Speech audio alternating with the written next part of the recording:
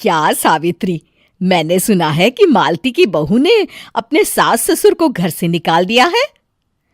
अब क्या कहूं, आजकल की बहुओं का कोई भरोसा नहीं है, कब क्या कर दें।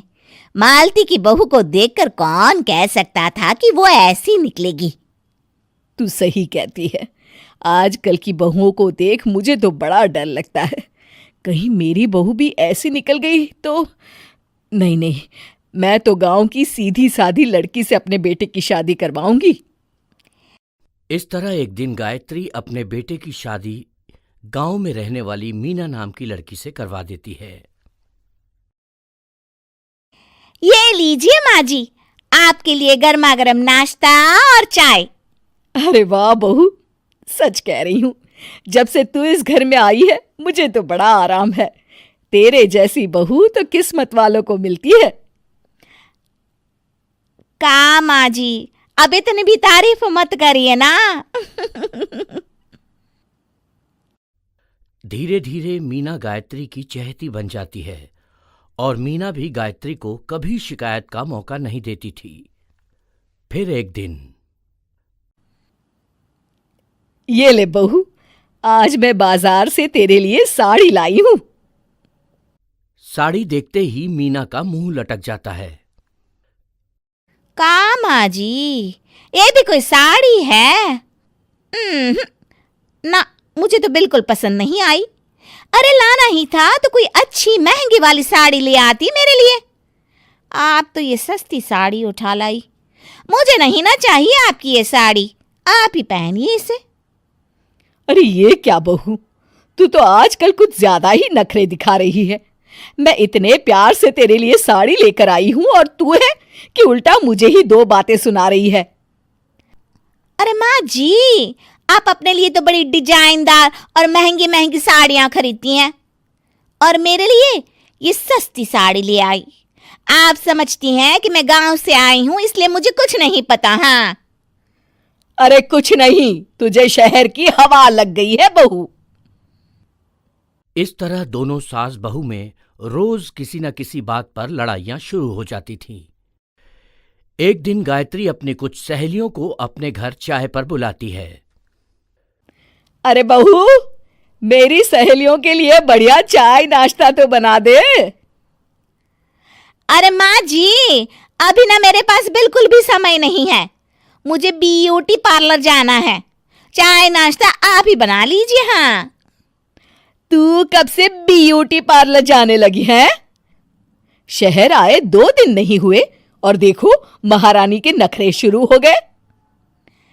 बस भी करिए माँ जी, आपसे बहस करने के लिए मेरे पास ना बिल्कुल टाइम नहीं है। आपका का है, आप समझती हैं कि मैं गांव से आई हूं तो मुझे कुछ नहीं आता, और आप जो रोज रोज मुझसे मेहमान नवाजी करवाती रहती हैं नौकरानी की तरह। मीना के कमरे में जाते ही, अरे ये क्या गायत्री, तू तो अपनी बहू की बड़ी तारीफ कर रही थी, लेकिन ये तो तुझे कुछ समझती ही नहीं।